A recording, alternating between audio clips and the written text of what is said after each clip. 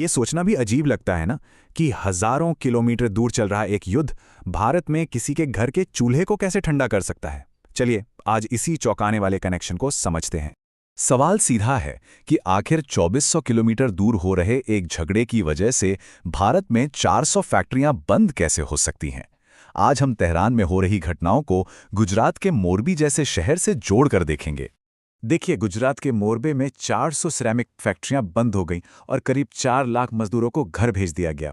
और ये सिर्फ एक शहर की कहानी नहीं है, ये तो बस एक शुरुआत है, एक बहुत बड़े आर्थिक तूफान का पहला संकेत।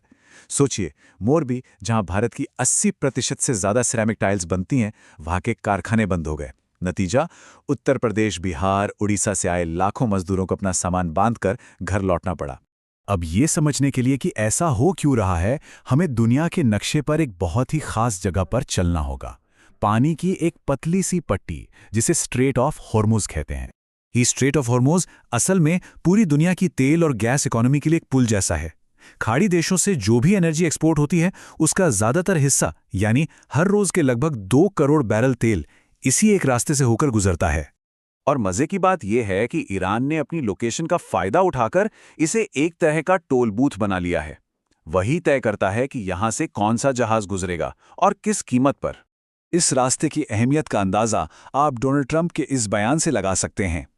एक वर्ल्ड लीडर की तरफ से आई ये सीधी धमकी बताती है कि इस छोटे से समुद्री रास्ते पर दुनिया की बड़ी ताकतों का कितना बड़ा दांव लगा है। तो अब इस पूरी कहानी को भारत के नज़रिए से देखते हैं। ये पूरा मामला कैसे हमें एक बहुत बड़ी मुश्किल में डाल देता है, खासकर जब बात मिडिल ईस्ट की आती है। अब ये आंकड़ा देखिए, 88%। जी हाँ, भारत अपनी ज़रूरत का 88% कच्चा तेल बाहर से मंगाता है और इसी वजह से हम दुनिया के तीसरे सबसे बड़े तेल इंपोर्टर हैं। मतलब हमारी निर्भरता बहुत ही ज़्यादा है। और ये निर्भरता सिर्फ पेट्रोल डीजल तक सीमित नहीं है। हम अपनी ज़रूरत की 60% एलपीजी यानी रसोई गैस और 45% नेचुरल गैस भी इंपोर्ट ही करते हैं। प्रोसेस बहुत सिंपल है। कच्चा तेल बाहर से आता है, उसे रिफाइनरी में गर्म किया जाता है और फिर उसमें से एलपीजी, पेट्रोल, डीजल और हवाई जहाज का ईंधन अलग अलग निकलता है। यही वो प्रोसेस है जिस पर हमारे किचन से लेकर ट्रक तक सब कुछ चलता है। तो अब सबसे ज़रूरी सवाल, ये जो हमारी निर्भरता है और सप्लाई में जो रुकावट आती है, उसका असर असल में भारत के कारोबार पर कैसे पड़ता है?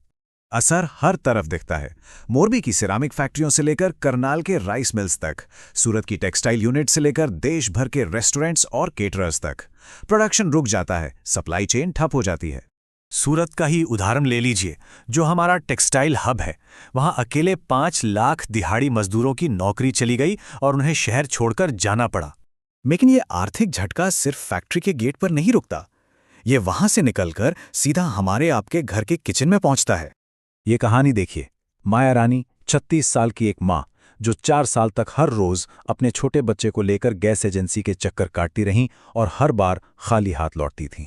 ये दिखाता है कि एक आम परिवार के लिए रसोई गैस जैसी बुनियादी ज़रूरत को पूरा करना कितना बड़ा संघर्ष बन गया था। एक मजदूर की ये बात सुनिए, 500 रुपये कमाते हैं और 1 किलो गैस भी 500 की मिलती है। जो भी कमाते हैं वो गैस पर ही खर्च हो जाता है। उस वक्त ब्लैक मार्केट में सिलेंडर की कीमतें 5,000 रुपये तक पहुंच गई थीं।